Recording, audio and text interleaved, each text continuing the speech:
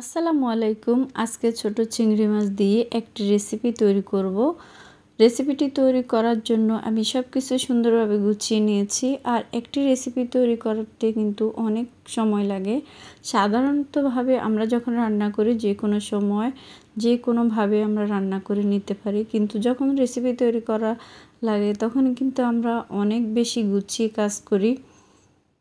সব কিছু গুছানো হয়ে গেছে। আমি সরিষার তেল খুব ভালোভাবে গরম করে নিয়েছি। পেঁয়াজ কাঁচামরিচ ভেজে নিয়ে কিছুটা রসুন কুচি দিয়ে দিয়েছি।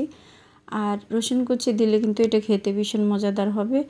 আমি খুব ভালোভাবে রসুনটাকে ভেজে নিয়েছি আর দিয়ে দিয়েছি এখানে 2টি টমেটো একটু চিকন করে কেটে দিয়েছি। এই রেসিপিতে টমেটো কুচিটা দিলে বেশি ভালো লাগবে খেতে, তার জন্য আমি টমেটো কুচি করে দিয়ে দিয়েছি।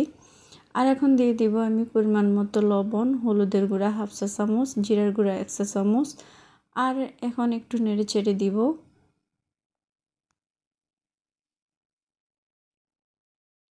খুব সুন্দর করে নেড়ে চেড়ে এখানে আমি পানি ইউজ করব, গরম পানি। সবসময় গরম পানি দেওয়ার চেষ্টা করবেন, তাহলে কিন্তু খেতে অনেক বেশি মজাদার হয়। আমি এখানে খুব সুন্দর করে মশলাটাকে ভেজে নিব।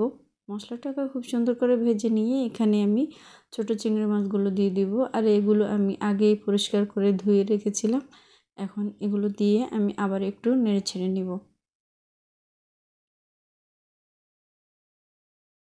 চিংড়ি মাছটা খুব সুন্দর করে কষানো হয়ে গেলে এখানে আমি দিয়ে দিব পটল দিয়ে আবার একটু নেড়ে ছেড়ে দিয়েছি খুব সুন্দর করে।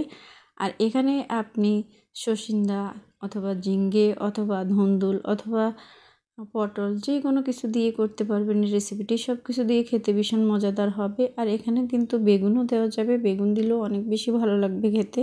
খুব সুন্দর করে এটাকে আমি এখন নেড়ে চেড়ে দিব।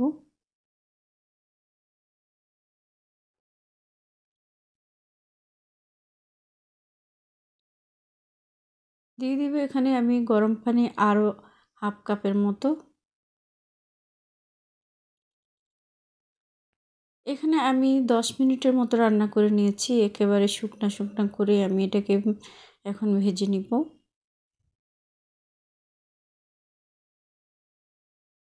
এখন আমি উপর থেকে ধনেপাতা কুচি দিয়ে দিব। আর ধনেপাতা কুচি না দিলে তো কোনো কিছু খেতে আমার কাছে ভালো লাগে না। বেশ কিছুটা ধনেপাতা ধুয়ে পরিষ্কার করে কেটে দিয়ে দিয়েছি। আর এখন একটু নেড়ে ছেড়ে তারপরে এটাকে একটু সময় নিয়ে আর একটু শুকনো করে তারপরে আমি এটাকে উঠিয়ে নিব। তো কেমন হলো আজকের রেসিপিটি জানাবেন। যদি একটু ভালো লাগে তাহলে শেয়ার করার অনুরোধ রইল। আর এতক্ষণ সময় নিয়ে ভিডিওটি দেখার জন্য সকলকে অসংখ্য ধন্যবাদ। সবাই অনেক বেশি ভালো থাকবেন। আল্লাহ হাফেজ। আসসালামু আলাইকুম।